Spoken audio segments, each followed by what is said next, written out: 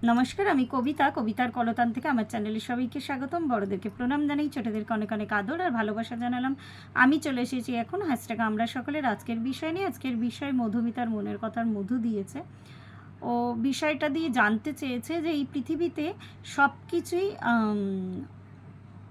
সংযুক্ত বা আমি ঠিক এক্স্যাক্ট টার্মটা ইন্টারকানেক্টেড ইংলিশে, কিন্তু বাংলায় আমি ভুলে গেলাম এক্স্যাক্ট বাংলা শব্দটা।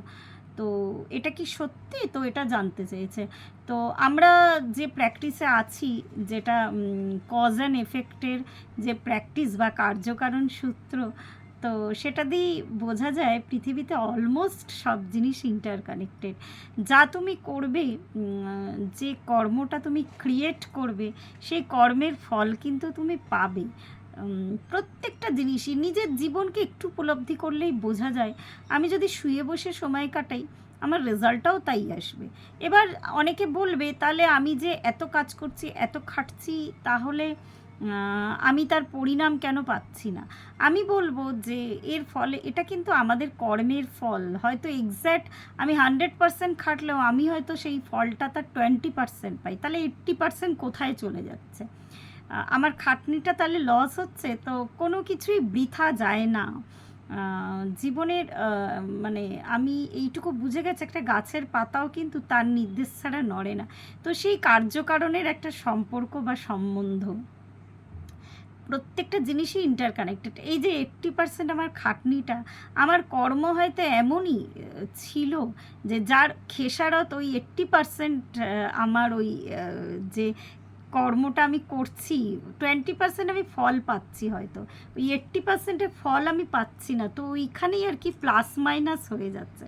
তো আর একটা কথা বলি, চারিদিকটা ভীষণ অন্ধকার করে এসছে, বৃষ্টি আসছে প্রচণ্ড জোরে, তাই জন্য একটু অন্ধকার দেখাচ্ছে, বা আমার ব্যাকগ্রাউন্ডটা বা ক্যামেরাটা হেজি আসতে পারে আমার ছবিটা। তো যাই হোক, আজকের বিষয়টা এটাই, কোনো কিছুই বৃথা যায় না।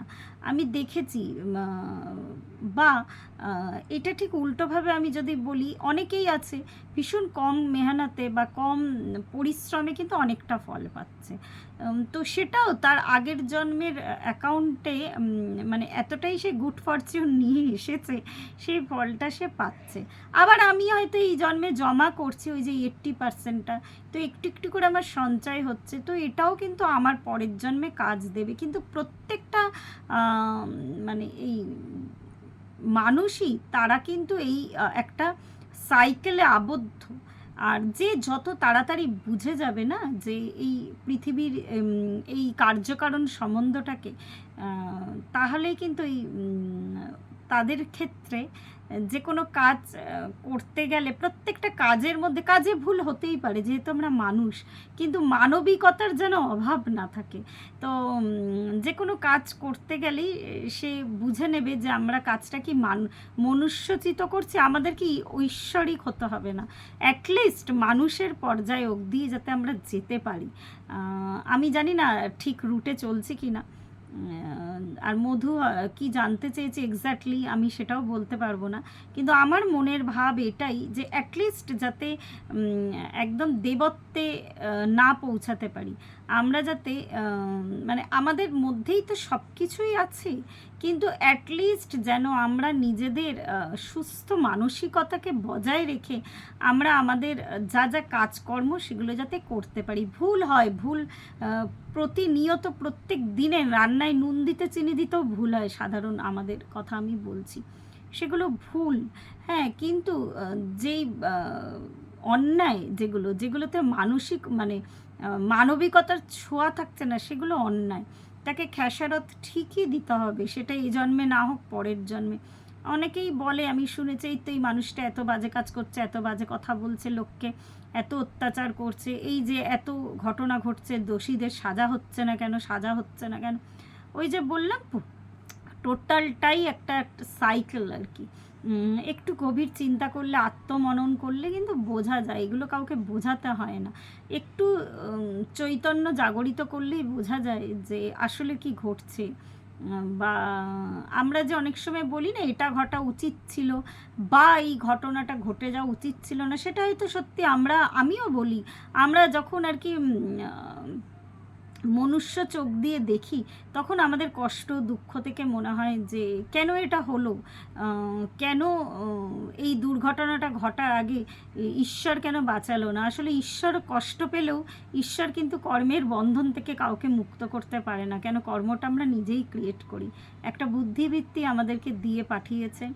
আর তিনি প্রচণ্ড কষ্ট পায় যখন কোনো ব্যক্তির সাথে দুর্ঘটনা ঘটে, কিন্তু হয়তো সেই ব্যক্তিটির ভাণ্ডারে সেই গুড ফরচুনটা নেই, তো ঈশ্বরও পারে না তাকে প্রোটেক্ট করতে।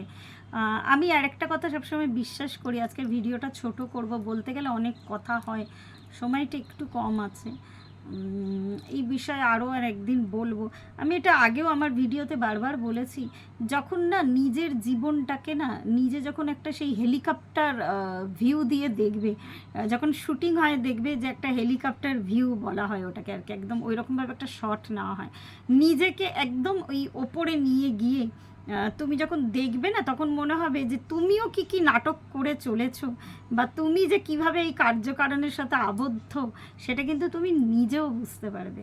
আর প্রত্যেকের ওই খেলাটা, ওই ঈশ্বর ঈশ্বর খেলা বলা যেতে পারে এটাকে। হয়তো মনে হতে পারে আমি পাগলের মতো কথা বলছি, কিন্তু একটু ভেবে দেখো, যদি এই খেলাটা খেলতে পারো না, যদি ওপর দিয়ে দেখতে পারো, তখন আর কোনো কিছু তোমাকে টাচ করবে না। এমনকি তোমার নাটকটাও তোমাকে টাচ করবে না, যে তুমি কি রোল প্লে করে চলছো আর কি। তো পুরোটাই একটা ওই কার্যকারণ সম্বন্ধ, এই বন্ধনে আমরা আবদ্ধ, আমরা বারবার ঘুরে ঘুরে আসি। তো এইভাবে আমাদের ওই কার্মিক অ্যাকাউন্ট ক্রিয়েট হয়, তো এইভাবে বার্থ বাই বার্থ আমাদের চলতেই থাকে এই অ্যাকাউন্টটা। কিন্তু মধু যেটা জানতে চেয়েছিল, আমি জানি না ঠিক করে মধুকে আমি বলতে পারলাম কি না, আমার এইটুকুই মনে হলো। আর বাকিদেরটা শুনবো। আজকে এখনও পর্যন্ত কারোরটা দেখলাম না, অনেকটা আমি জানি না কেন আজকে এত দেরি হলো আমার চারিদিক থেকে। যত চেষ্টা করি আমি তাড়াতাড়ি কাজ গুছিয়ে পরে বসার মানুষ আমি, আজকে জানি না কি হলো, যাই হোক দেরি হয়ে গেছে সব কাজেই। তো সুতরাং এইটুকুতেই আলোচনা সারলাম, যতটা আমার কাছে সারমর্ম আমি ততটা বলে দিলাম, আমি যতটা আমার ক্ষুদ্র বুদ্ধি দিয়ে বুঝতে পেরেছি ততটা বললাম। তো আজকে এই পর্যন্তই রইল। প্রত্যেকে ভালো থাকবেন, পরিবারের সকলকে ভালো রাখবেন। ধন্যবাদ।